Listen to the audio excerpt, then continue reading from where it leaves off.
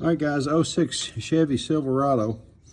I thought I'd show you now. I've got the caliper and its bracket removed, and it's just hanging here.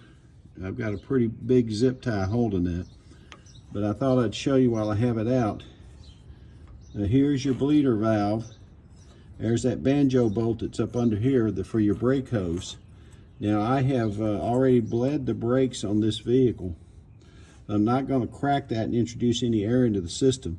There's that bleed point from earlier videos. Now, when you have this out, it's a good time to take a look at your brakes, brake pads, and everything. And you'll notice the brackets are inset at the top and the bottom.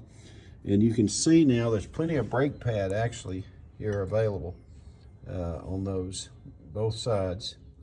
So now when you're working with brakes, it goes without saying you should always wear a mask. And now I have brake cleaner. I will clean these up. Here's that SuperTech Walmart brake parts cleaner. But before you start cleaning on that, be sure you put a mask on. I guess because some of these brake pads had asbestos material or something, or fine dust particles that you don't want in your lungs.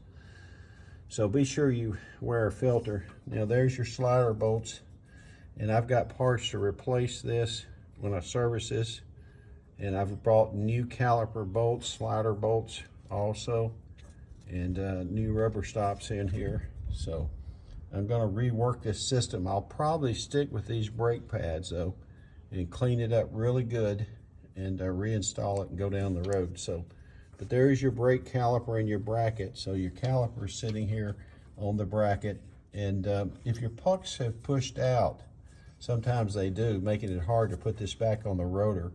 You can buy a little tool, a compressor tool, real cheap, that will press these back out, and do it slowly. You don't want to damage your pucks or anything, but you can push them back out to make them easier when you go to reinstall these and put them back on your rotors and all. All right, so there we go. Hopefully this is helpful.